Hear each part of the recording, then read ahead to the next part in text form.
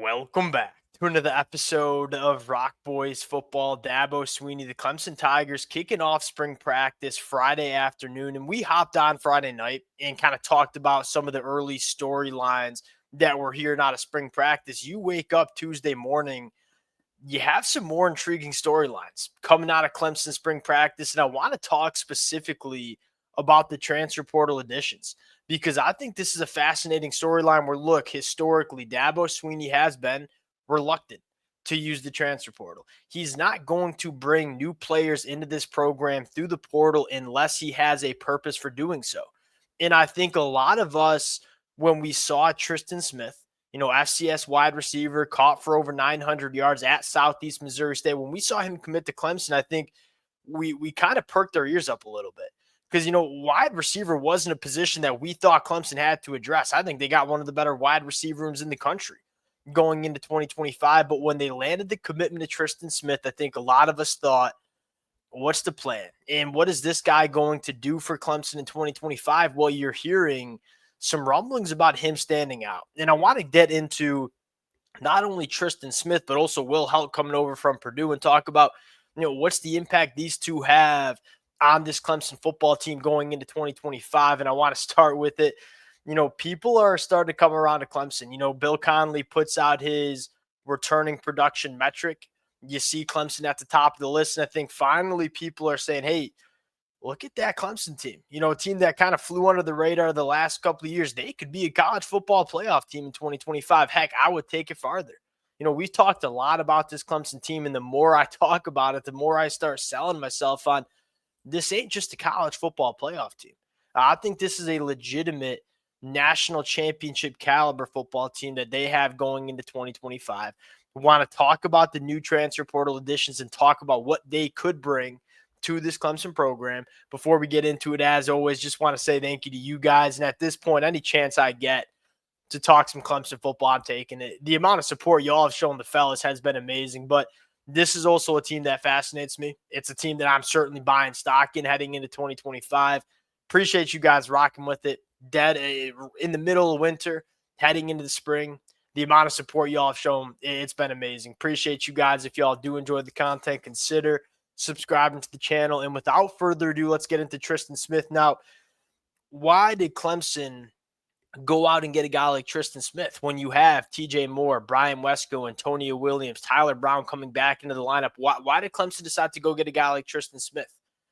I think the answer is we want to continue to attack the deeper third of the football field. You talk about the biggest transformation that we saw from this Clemson offense in 2023 to Clemson in 2024 is that they were pushing the ball down the field, and the numbers back it up, and certainly the scoreboard every single Saturday backed it up as well. Kay Klubnik in 2023 averaged depth to target of 7 yards down the field.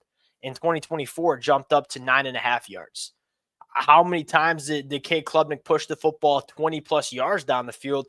Only 9% of throws in 2023. That percentage jumped up to 16% in the 2024 year while completing 45% of those throws, which is an extremely good number.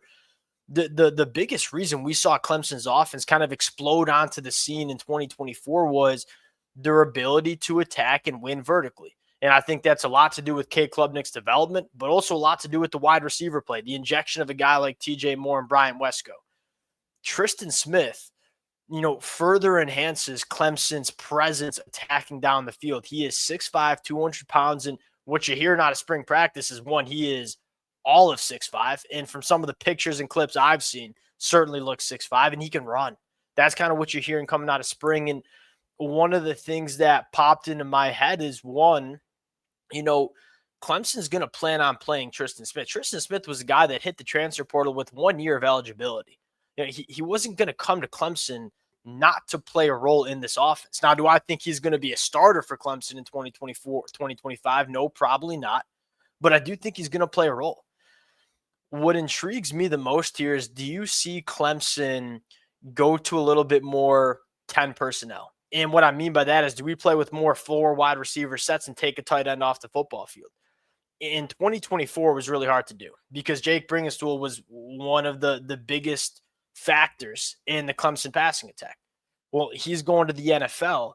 You have some question marks about what the tight end position is going to look like in 2025. And, part of the thing that we always talk about in the offseason and part of what I think makes a great offensive coordinator is can you maximize and can you get all your best football players on the football field at the same time? And you start looking at, all right, who are Clemson's best football players in 2024? Yeah, Jake Bringenstool was certainly one of them. And you didn't really want to take him off the field. Going into 2025, who are your best playmakers on offense? It's TJ Moore, Brian Wesco, Antonio Williams, Tyler Brown, maybe even a guy like Tristan Smith. And so maybe bringing a guy like Tristan Smith to, play that jumbo wide receiver set where instead of having a tight end on the football field, you trot in a guy like Tristan Smith. And I'll be the first one to admit I wasn't super familiar with Tristan Smith when he committed to Clemson, but as he's getting this buzz coming out of winter workouts and as spring practice starts, I get back into a little bit of the Southeast Missouri film and take a look at what Tristan Smith brings. One of the things he brings is blocking out on the perimeter. It's a 6'5", 200-plus pound body. I wonder if you see Tristan Smith get on the football field, I should say, more than we thought in the 2025 season because Clemson may be going to go to some more 4 wide receiver sets and take the tight end off the field. Just kind of a storyline because we probably have question marks about this Clemson rushing attack as it sits right now with the running back room. I think that's an interesting note, right? Adam Randall continuing to work with the running backs. It kind of the same storyline. You look at Adam Randall and say, all right, he's a guy that you could very much argue is one of the more talented football players on this Clemson offense. Now, hasn't been super consistent at wide receiver the last couple of years. Obviously, has dealt with some injuries. Adam Randall probably wasn't going to factor in too much into the wide receiver room. Well, he is 6'3", 230 pounds with sub 11 times in the 100-meter coming out of high school.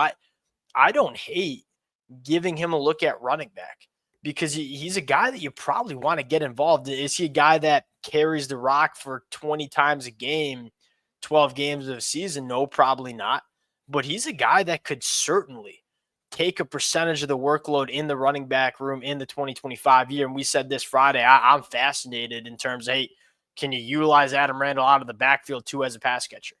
Tristan Smith, a guy that 2 weeks ago, I probably would have been surprised to have a massive impact on Clemson in 2025. Sounds like we got to keep our eye on Tristan Smith going into 2025 and kind of how spring practice plays out. Number 2, Will Heldt. Yeah, Will Heldt's a guy that this was a massive addition for 2 reasons. One, Clemson was probably hurting a little bit in terms of depth on the edge. If you don't have Will Heldt, it's Jaheim Lawson, Cade Denhoff, TJ Parker, and then maybe Zaire Patterson if he can stay healthy, maybe redshirt freshman Darian Mayo, but it was pretty thin. You bring in Will Heldt, you not only you get a plug-and-play starter and you help your depth on the edge, but he's also a guy that's a hammer in the run game. And I think that was probably the biggest reason you bring him in. Clemson struggled massively stopping the run. Well, Will Heldt's one of the best edge defenders stopping the run in the country. My biggest question for Will Heldt, and you're starting to hear some really positive feedback about him as well, is what can he bring to Clemson as a pass rusher? Where you talk about another aspect where Clemson really fell short in the 2024 year was rushing the passer. I mean, this is, you go up and down this list and say it's loaded with NFL talent, right? TJ Parker, Peter Woods, I think will both be first-round picks after the 2025 year. You look back at guys like DeMonte Capehart coming back for one more year, but even a guy like Trey Williams or Peyton Page, like illegitimate NFL dudes. And Clemson only sacked the quarterback 6.9% of the time. That was outside the top 45. On paper, this Clemson pass rush should be, in my opinion, one of the best units in the country. The big storyline in terms of how big is the jump that we see from this Clemson defense is, all right, we bring in Will Heldt to stop the run. That's huge. We needed that. How good can he be as a pass rusher? Because if he can take that step and be an impactful pass rusher for Clemson, and you combine that with TJ Parker and ideally Peter Wood staying healthy all year back on the inside, true freshman Amari Adams, where you continue to hear that he is going to be a factor in 2025. Can this Clemson pass rush get where it needs to be? These are It's percentages. It's small margins. Clemson, legitimate college football playoff team. We all know that when you want to win a national championship, you have to cross all your T's, dot all your I's. And stopping the run is going to be one. And getting after the passer at an elite level is number two. We talk about this all the time. You look at, past national championship programs, go back to Georgia in 2021, Georgia in 2022, Michigan in 2023, Ohio State in 2024. What do all those teams have in common? They had dominant defensive lines stopping the run, and they had dominant defensive lines rushing the passer. That's something you need from Clemson going into 2025. And from a personnel perspective, what we see on this depth chart right now, we know it can be that unit. Can Tom Allen maximize it? Will Heldt's going to play a really big role in not only stopping the run, but getting after the passer for Clemson too. Look, Dabo Swinney is not going to bring in guys just to bring in guys. And I think both Will Heldt and Tristan Smith are probably – Will Heldt, we knew, was going to play a massive role for Clemson. Tristan Smith might be playing a bigger role for this Clemson offense than we kind of assumed 2 or 3 weeks ago. We'll keep our eyes out for both. Fired up for that spring game. Appreciate you guys rocking with it. We'll continue to kind of update the conversation as we get more spring practice intel. Appreciate you guys, and we'll talk to y'all later. Peace.